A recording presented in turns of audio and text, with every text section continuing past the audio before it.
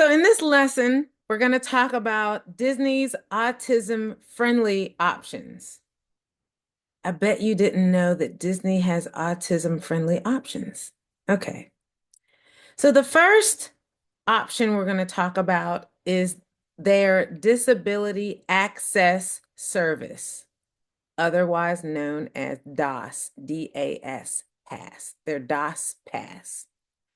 What the DOS Pass does is it allows families to schedule a return time for rides instead of waiting in line.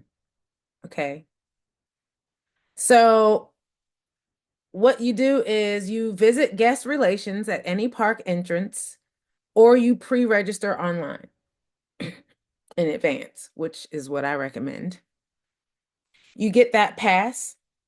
And so whenever you get into the park and you decide, hey, we want to go on whatever ride. Say you're at Epcot and you want to go, the big ball that Epcot is famous for, that great big silver ball. It's called Spaceship Earth. And so say you want to get on that ride and the line is super long. You go over to them and you use your DOS pass and you scan it and they give you a time to come back so that you don't have to wait in that line. Okay? Yeah. But you have to qualify for it. So I'm going to give you a link and that you can go to after this video in this section so that you can go ahead and uh, get that information. Okay? The next thing you want to consider is the rider switch and stroller as wheelchair option. What do I mean? Stroller as wheelchair. If your child uses a stroller for comfort, you can request a tag to treat the stroller as a wheelchair. Why is that important? Because at Walt Disney World, there are thousands of strollers, okay? So much so that at Walt Disney World, they actually have stroller parking at each attraction. Stroller parking.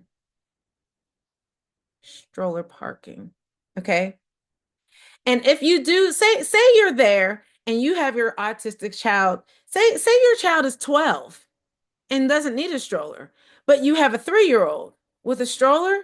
If you take your stroller for your 3-year-old, you're going to want to label that because they will not let you take that stroller in line for your attraction. You have to park it in the stroller parking section. But there are 100, and I'm not exaggerating, there are 100 other strollers over there. So after you get off the ride in an hour, you have to come back and hope your stroller is still there. And you have to find it amongst the other strollers.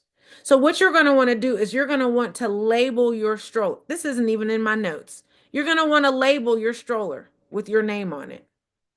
Okay? This is not a Disney thing. This is what I'm telling you. I'm telling you what I know. You're not going to find this anywhere. This is a tip. Label your stroller. Okay, now going back to the stroller as wheelchair situation. If your autistic child needs a stroller for comfort, you're going to want to register your child's stroller as a wheelchair. If your child's stroller is labeled as a wheelchair, they will treat that stroller like it's a wheelchair and they will allow you to take your child's stroller all the way up to the entrance of the ride.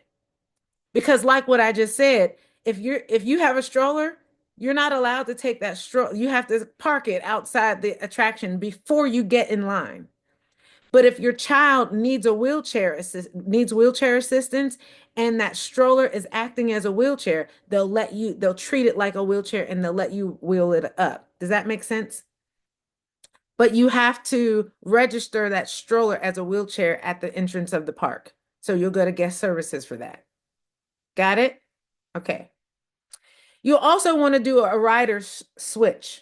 So one parent can wait with the child while the other one rides. So let me tell you this.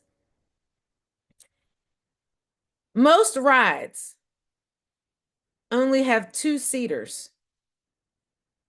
So if it's you and your spouse with your child, both of you can't get on that ride with your child.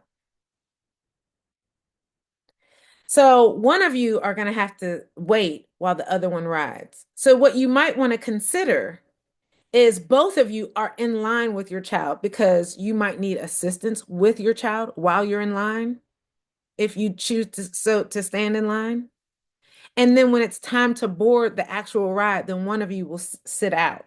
Now that's not the case on all the rides. Like for instance, it's a small world at Magic Kingdom. The whole family can sit on that row.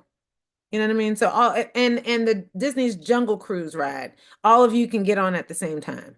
So it depends on the ride, it depends on the attraction. You can do your research in advance to see, which attractions all three or all four of all five of you can get on at the same time.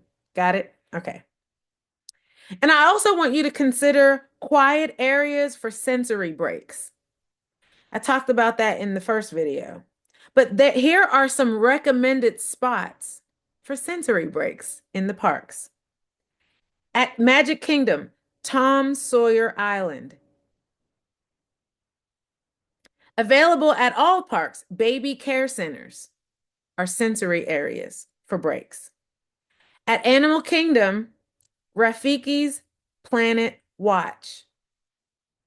And at Epcot, Innovations East Breezeway. Okay? I hope this helps. See you in the next video.